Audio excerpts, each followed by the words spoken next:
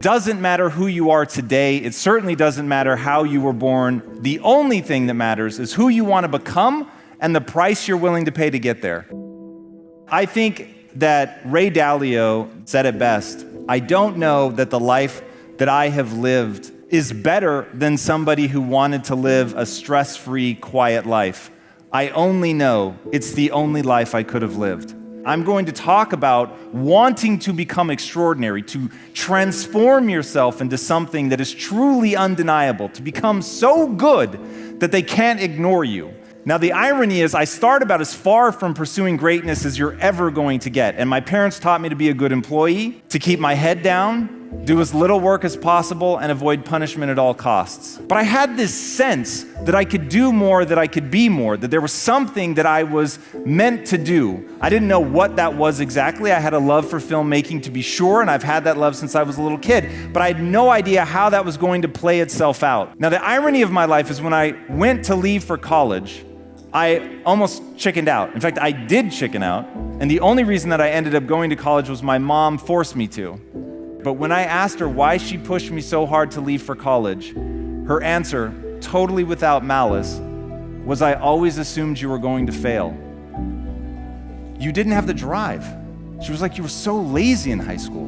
But I didn't want you to live a life of what if. I didn't want you to wonder what your life would have been like if you had at least tried. But you didn't show any signs of being capable of doing what you've gone on to be capable of doing. I would lay in bed for up to 4 hours a day, every single day, because I couldn't motivate myself to get out of bed.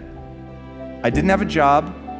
My girlfriend, now wife, was working, and I had one thing that I had as a responsibility every day, and that was to make her a sandwich before she came home for her lunch break. And the only thing that would get me out of bed, 15 years before I'm capable of building $1 billion company, the only thing that got me out of bed was shame. This is not a story of someone who was born extraordinary. People just couldn't see it, that I was secretly this amazing person who was just waiting for their opportunity to shine. This was somebody who was lazy as had no idea what they were going to do with their life. I had no idea how I was going to pull it off. I was absolutely terrified. Every time I looked in the mirror, I saw me staring back, and I knew how lazy I was. I knew how afraid I was. I knew how insecure I was. I knew that at my core, I wanted people to like me, and I was terrified that they had every reason in the world not to like me. But instead of becoming someone who was worthy of self-respect,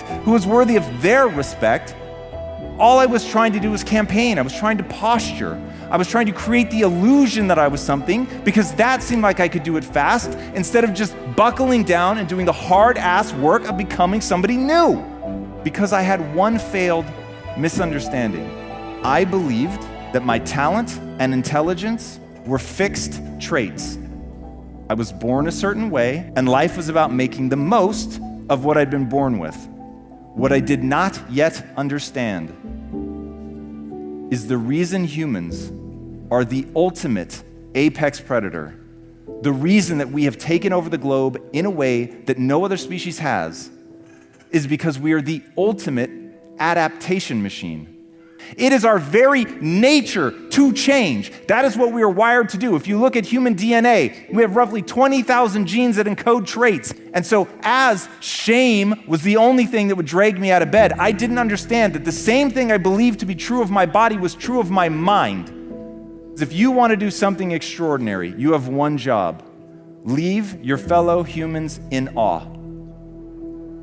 Now, when you think about, holy shit, my job as a parent, as an entrepreneur, as an athlete, as a speaker, as a whatever you want to be, you've got to get so good at that thing that when people see you do it, you make them experience the most potent human emotion, and that is awe.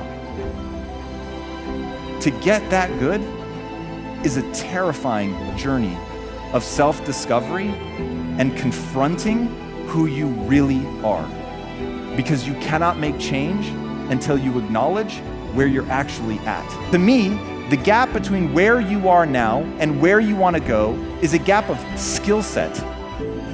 If you understand where you're weak, then you know where to spend your time building skills. The learner is the only identity that I have ever found that is anti-fragile.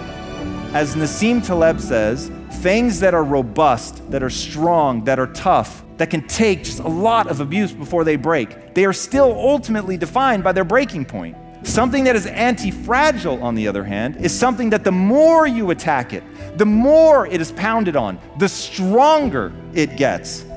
Now imagine being able to build a belief system, the thing that you build your self-esteem around. If all of that were tied to something that is truly anti-fragile, that the more somebody comes after it, the more robust it becomes. Being a learner is that answer. When somebody's throwing a rock at you with the intention of hurting you, you can put your defenses up, you will deflect that rock, never to be seen again, or you can lower your defenses, let it hit you in the face, knowing that it will hurt, but also knowing now at your feet is not a rock, it's a lump of gold. Because they've given you an insight into where you are weak. Now, once you know where you are weak, you can begin to build yourself. And that is my thesis on life. You get to build yourself in any direction you want, in any way, to become anything you want. There will be an extraordinary price to pay, but you can go in any direction. Now, building yourself begins with intention, clarity. You have to know who you want to become. To worry about where your limits are is to miss how much you can improve. So focus on how much you can improve. And one of my favorite quotes of all time is from Albert Einstein. And he said, the most important decision any human being has to make is whether they live in a friendly or a hostile universe.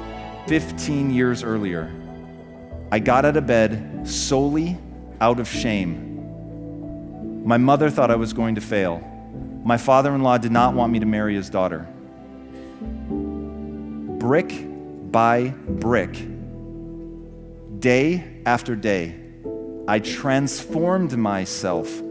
It was not an uncovering of something that was real and already there. It was simply acknowledging I am a hopelessly average human, but humans are the ultimate adaptation machine. So I can change. It does not matter who you are today. The only thing that matters is who you want to become and the price you're willing to pay to get there.